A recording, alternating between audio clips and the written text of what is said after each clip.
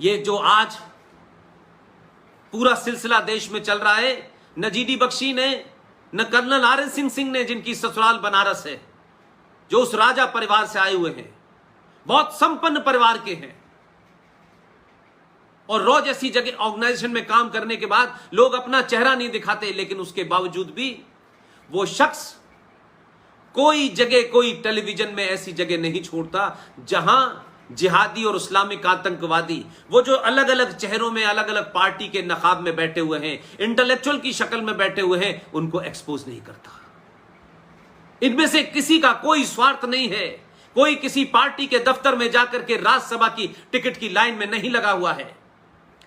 तो बात मेरी कहीं भी जा रही हो, देश भर में जहां जहां अध्यापक हैं, मैं नहीं कह रहा कि सारे अध्यापक ऐसा नहीं कर रहे हैं, लेकिन अगर इस देश में 5% अध्यापकों ने आचार्य चाणक्य की भूमिका इख्तियार कर ली, तो ये जो बौने हैं, जिनके पूर्वजों ने तलवार के जोर पे शलवार पहनी और धर्म छोड़ के मजहब में चले गए, 2 रुपए किलो चावल के लालच में जिन्होंने धर्म जैसे चीज को छोड़ करके मजहब जैसी बौनी चीज को इख्तियार कर लिया, ये बौने आज आपको डरा रहे हैं।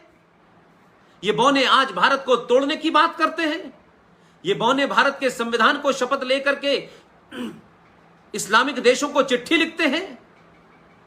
ये शाह वली उल्लाह की तरह अहमद शाह अब्दाली को यहां बुला करके इस्लाम को खतरे में बता करके हमला कराने की मानसिकता रखते हैं। ये इसलिए हो रहा है कि आप बौनों के सामने झुक गए हैं।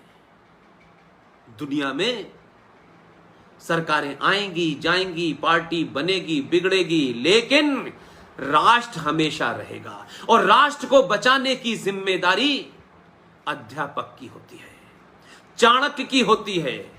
इसलिए अपने घरों में लगी उन बुज़दिल लोगों की, उन कायर लोगों की तस्वीर को बाहर निकाल के फेंक दीजिए। अपने बच्चों को आप स्कूल में नहीं पढ़ा सकते, क्योंकि बाध्यता है, सरकार के नियम का पालन करना है, लेकिन शिक्षा के 8 घंटे के बाद भी जो बाकी घंटे हैं उसमें तो सच बता सकते हैं, जगह जगह बचा सकते हैं। आपके यहां तो बनारस हिंदू विश्वविद्यालय के बाहर जो 80 घाट है उस पे बैठ करके भी चिंतन मनन हो सकता है, लंका पर भी बैठ के चिंतन मनन हो सकता है, और 80 घाट के बाहर जो चाय की दुकान है उस पे भी हो सकता है।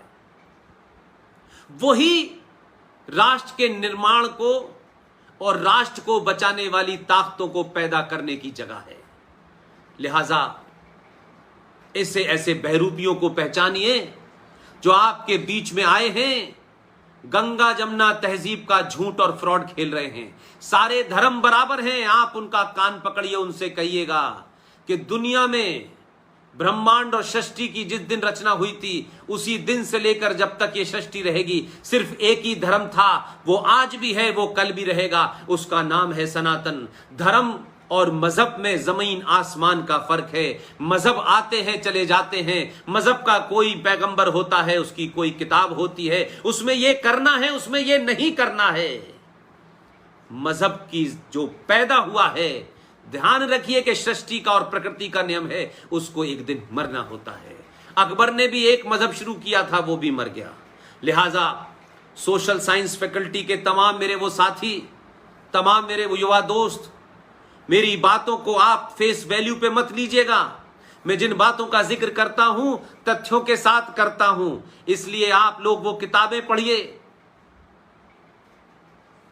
वो चीजों का रेफरेंस दीजिए, और चौराहे चौराहे गली गली जो लोग आपको झूठ बोल रहे हैं आप उनका गलेबान पकड़िए और कहिए मूर्ख बनाना बंद करो। एक राज्य था जहां मेजोरिटी मुसलमानों की थी, वहां 5.5 लाख कश्मीरी हिंदू पंडितों के साथ जो जघन्य अपराध किया, आपने उनको मारा, लूटा, बलात्कार किया और वापस भेज दिया, क्योंकि आप उन लोगों को कन्वर्ट नहीं कर पाए। क्योंकि फारूक अब्दुल्ला तो कन्वर्ट हो गया था बहुत पहले, जो बचे कुचे थे उनको कन्वर्ट नहीं कर पा रहे, तो आपने उनके साथ हत्या, 2,500 कश्मीरी हिंदू पंडितों की हत्या की, रेप किया, मर्डर किया, लूट मार किया आपने, लेकिन इस देश में कोई दंगा प्रदर्शन नहीं हुआ। और वो ये जानते हैं कि हम एक आदमी को अगर किसी सरकार ने जायज तौर पे भी जेल में बंद किया तो इससे पहले कि उसके ऊपर कोई कार्रवाई हो, हम सड़कों पे निकल के इतना दंगा करेंगे, हम इस सरकार को इतना डरा देंगे कि आप कानून सम्मत भी कोई काम नहीं करेंगे। लेकिन अगर भीड़ तंत्र की यही मानसिकता है तो आपको भी उस भीड़ तंत्र के रास्ते पे जाना होगा। आदर्शवाद से इस भीड़ तंत्र को आप कंट्रोल नहीं कर सकते। लिहाजा एक बात कह के मैं अपनी बात समाप्त करता हूं। हो सकता है कि आप शांति प्रिय हो सकता है कि आपकी 5,000 साल की जो परंपरा है और डीएनए है वो आपको कुछ काम करने से रोकती हो। आप चाहते हो कि शांति बनी रहे, लेकिन शांति भीख में नहीं मिलती। शांति के लिए शक्ति का प्रदर्शन जब तक नहीं होता, शांति स्थापित नहीं होती। और मैं बार बार कहता हूं कि अगर इस भीड़ तंत्र ने यह तय कर दिया है कि भीड़ से डरा देंगे सत्ता को, व्यवस्था को, इस देश की जुडिशरी को, तो आप 100 करोड़ हैं, आप किसी को डराइए मत, आप किसी की हत्या मत कीजिए। लेकिन अगर लोग शस्त्र की भाषा समझते हैं तो सनातनी अपने सामर्थ्य का परिचय दे। एक सामर्थ्यहीन सनातनी ना अपना घर बचा सकता है, ना अपना राष्ट्र बचा सकता है। आपने मुझे प्रोफेसर कौशल किशोर मिश्रा जी ये मौका दिया। बनारस हिंदू यूनिवर्सिटी का अक्सर हम नाम उस वक्त जब पढ़ते थे जब एक जिहादी यूनिवर्सिटी में हमारा जन्म हुआ। जिस शख्स ने बनाई उसने 1857 का विरोध किया, उसने अंग्रेजों के साथ सांठगांठ की। इसलिए देखिए कि अंग्रेज कितने समझदार हैं।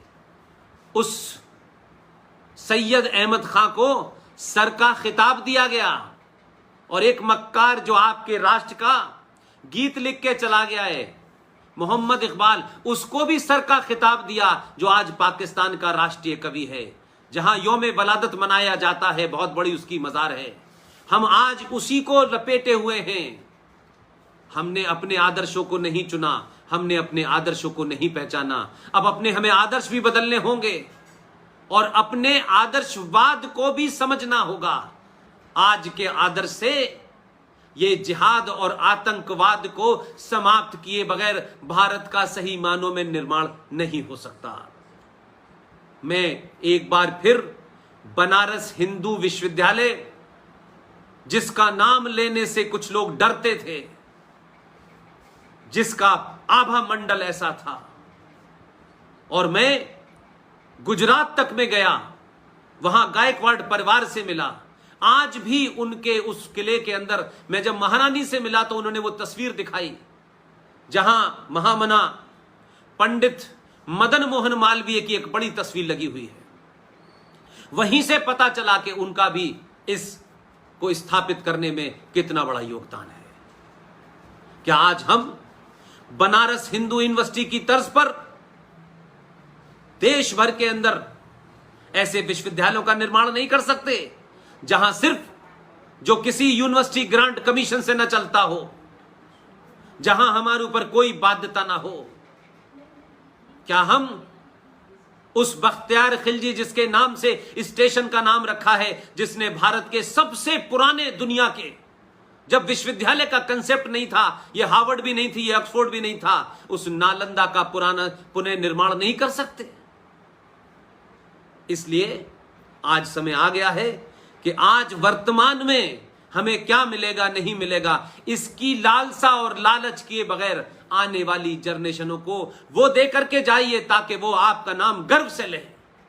हो सकता है कि आपका नाम संसद में न लिया जाए, हो सकता है कि आपको कोई बहुत बड़ा पद मिले और आपके पद के साथ आपको याद किया जाए। कुछ पद ऐसे भी होते हैं कि कोई पद नहीं होता, तब भी वो कई बड़े पदों से बड़ा पद आपको समझ देता है। हमें उसका निर्माण करना चाहिए, उस तरफ बढ़ना चाहिए। आपने जो मुझे मौका दिया, इसके लिए आपका, आपके कुलपति का और तमाम वो साथी जिन्होंने आज की इस पूरी लाइफ को आपके साथ में पहुंचाने का जो कार्य किया है उन सबको, और खास तौर से जो मेरे साथी हैं, जो मेरे साथ शाना बशाना सुबह शाम मेरी सुरक्षा की भी चिंता करते हैं, आने वाले तमाम सारे प्रोग्राम्स की भी चिंता करते हैं। और इत्तफाक से मुझे गर्व है इस बात का कि मैं पैदा तो अलीगढ़ मुस्लिम विश्वविद्यालय में हुआ, और जब इस राष्ट्र के काम में लगा तो मुझे बनारस हिंदू विश्वविद्यालय से लॉ की डिग्री लेकर के आने वाला एक छात्र, जिसके रोम रोम में राष्ट्रवाद है,